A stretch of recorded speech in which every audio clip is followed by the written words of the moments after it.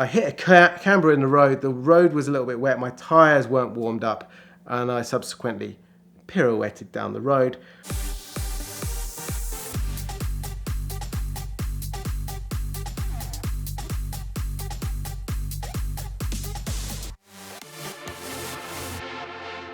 Since being knee-high, probably about 6 years old, I remember my dad always telling me about Ferraris.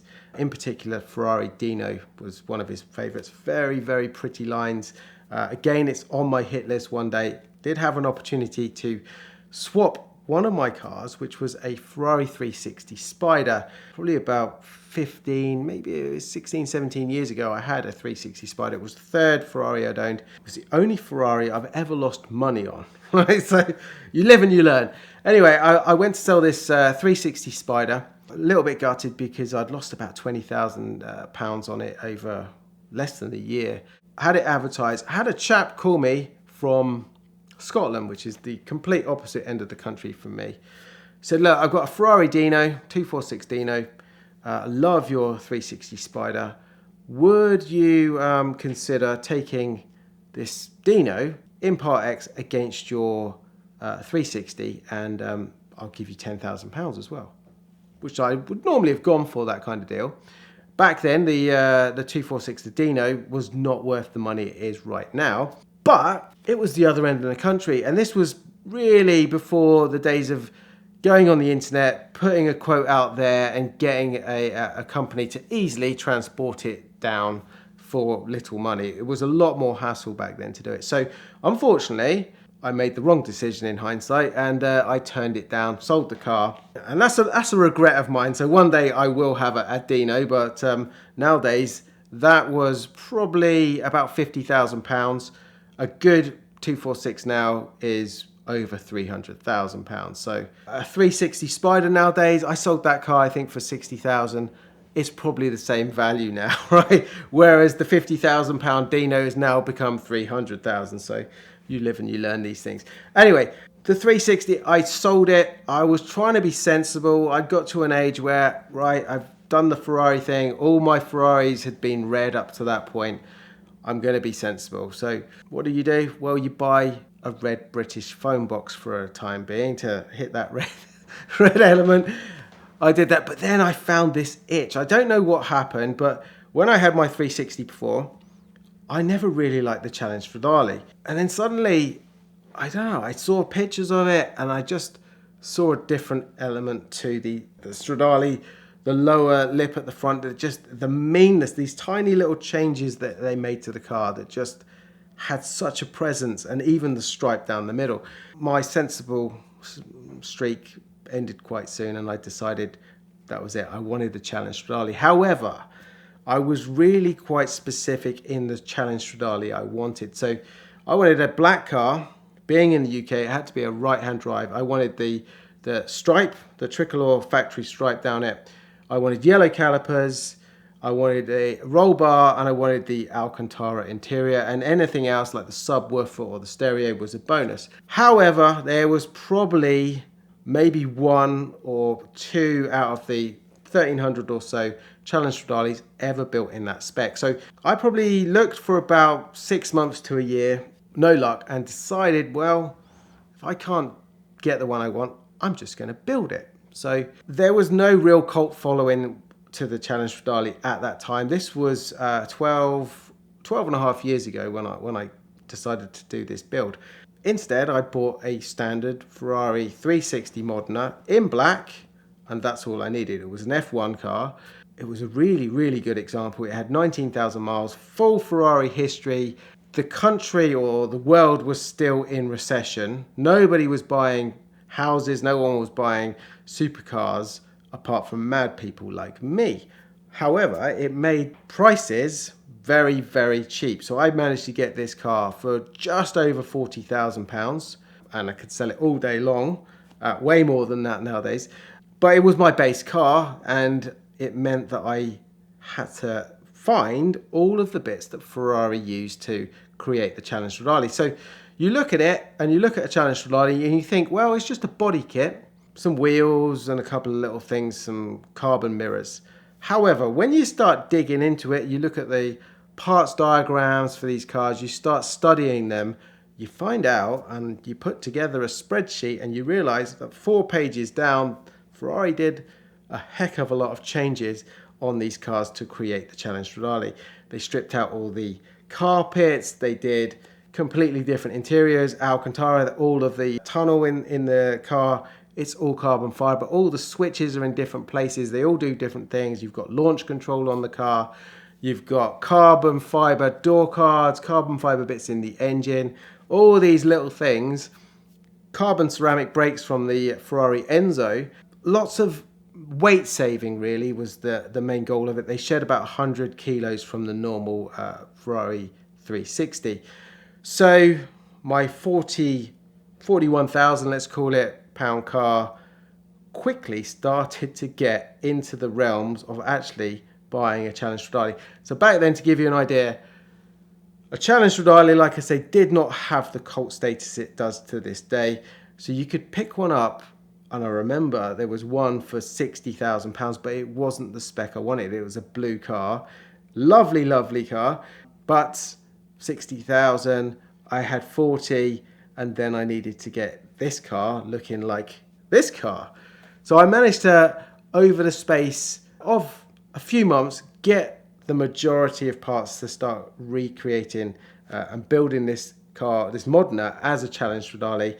But it took me in total about 3 years to change this car completely, nut and bolt, how Ferrari did it, into an exact Challenge Stradale. So everything was stripped out, all the carpets were stripped out. We did all the bits that Ferrari did to shed all the weight. And literally I could drive that car to Ferrari, and apart from looking at the VIN number, they would never ever be able to tell any difference, because everything that they did, I did to this car.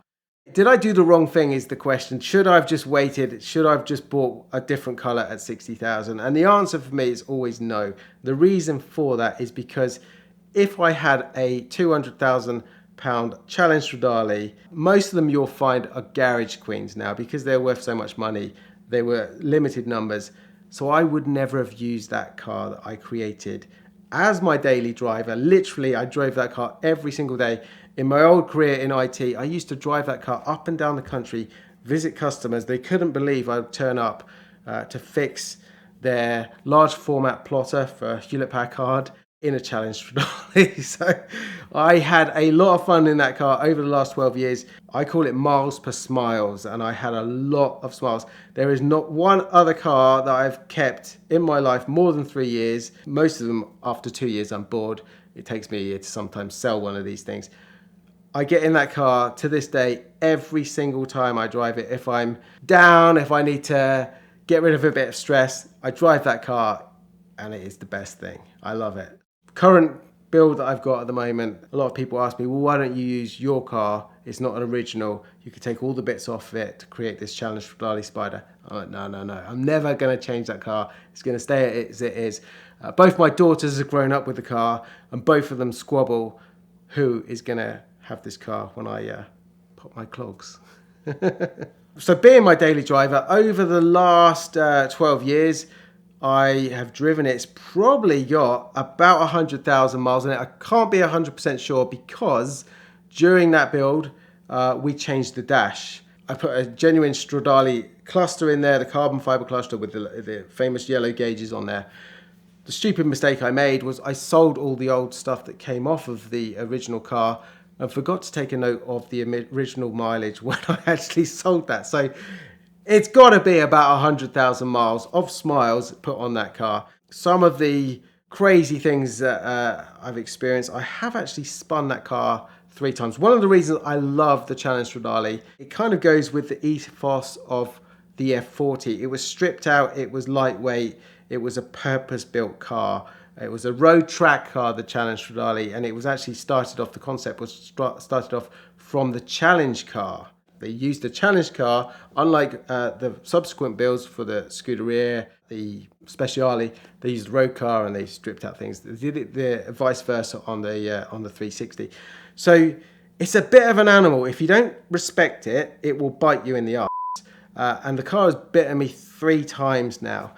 Each time I love to drive the car in race mode. It just transforms it. It opens up the exhausts and it just sounds phenomenal. It's probably the best factory sounding Ferrari ever made. And after that, decibel levels came in. There were a lot of laws, so you couldn't quite put out the same kind of noise level. So it sounds phenomenal. So I always drive it in race mode for that reason. It's addictive.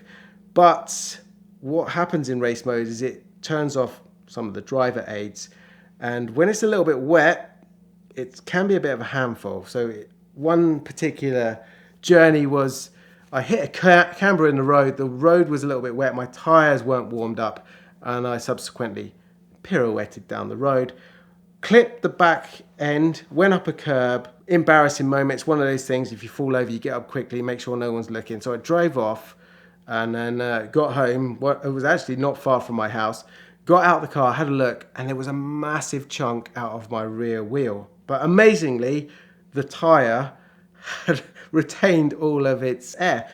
The problem with that one was I was doing a video with Matt Farah from the Smoking Tyre, one-take video on my Rattarossa, and I happened to mention to him, look, I've got this daily driven Challenge Stradale. If you want it, we can do a video on that as well. He said, yeah, I'd love to do that. Yeah, no one does that with Challenge Stradales. And I said, well, I actually built this car. And I was like, okay, we'll do a video on that. But he was flying over a week later, and I just spun it and wrecked this car. So I'm like, what am I going to do? What am I going to do? I managed to get another wheel. We got it from Ferrari, put it on the car, got it all balanced, and it wasn't quite great. I must have bent something else on there, but we didn't have time to actually fix it. So Matt came out, we filmed the one take on the Rattarossa, then jumped in the Stradale straight after, started driving out, and Matt's a good driver, but we found this road called the Drift Road, and it's got a lot of humps in the road, up and down. I said, look, Matt, this car is not set up very well. It actually drives like a banana. It will do that, especially if you try and brake at speed. Said, yeah, all right. It's no worries. I'm a good driver. So we're driving down this road, and Matt is really kind of giving it some beans. We overtake and stuff like that. I'm like, Matt, you got to be really careful on this. At some point, he hammers on the brakes. Whoa! And sure enough, he didn't crash it. But I think you can see from my reaction in the passenger seat, I was expecting it to end up in the hedge. So it's definitely a handful, and mine was even more of a handful because I had a few problems. Who wants a free carbon fiber ring? Well, right now, Patrick Adair Designs is giving away a free carbon fiber ring with any purchase if you use the code VinWikiCF at checkout on their website. You can find them at the link in the description below. You can also follow along on Patrick Adair's YouTube channel. You've seen him here telling car stories, but over there, he documents his journey in entrepreneurism and some of the amazing things they do to create rings out of the most interesting materials from Earth and from space. So check them out now and thank them for their support of VinWiki.